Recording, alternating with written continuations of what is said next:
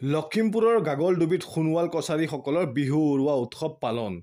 গাগলডুবি গাঁৱৰ মাজেৰে বিহুৱা সাজি সমদল উলিয়াই বিহু উৰুৱা উৎসৱ আৰম্ভণি কৰে স্থানীয় ৰাইজে।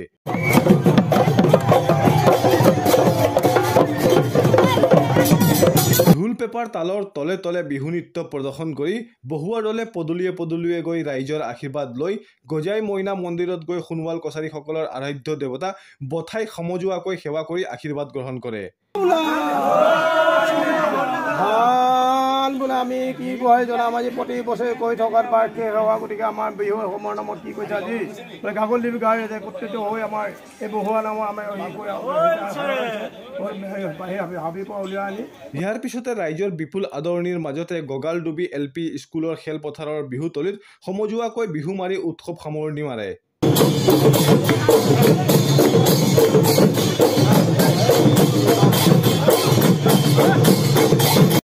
উল্লেখ্য যে বিহু উৰুৱা উৎসৱৰ জৰিয়তে সোণোৱাল কছাৰীসকলে সপ্তাহজোৰা বহাগ বিহু সমাপ্তি কৰি খেতিৰ কামত নামি পৰে।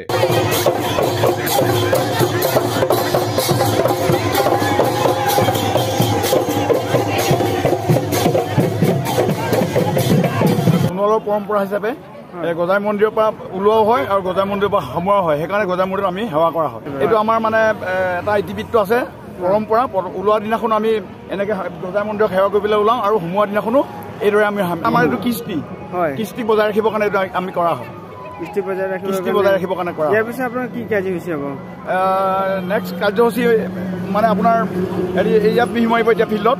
হয়, ইয়াৰ পৰা সামৰি পেলাই তাত সমজুৱাকৈ গোটেইখিনি মাৰিব। আমাৰ বিহু উৰুৱা বহাগ বিহুৰ প্ৰথম দিনা আমি আমাৰ গুৰু গজাইগুৰু আছে, গজাইগুৰু মন্দিৰৰ পৰা আমি বিহু উলিয়াওঁ, হাত চাপৰি দি বিহু উলিয়াওঁ। তাৰপিছত গাঁৱত বিহু মাৰোঁ।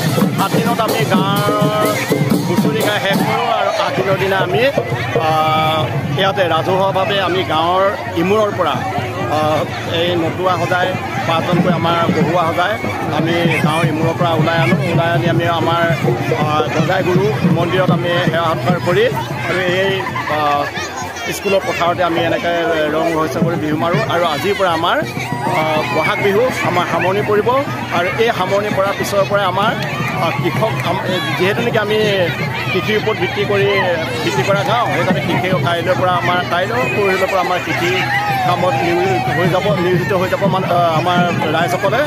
আৰু আজিৰ পৰা আমাৰ এই বিহু সামৰণি আমাৰ ঘোষণা কৰা হৈছে। লখিমপুৰৰ পৰা ভুৱন গৌতমৰ ৰিপৰ্ট, সংবাদ 365।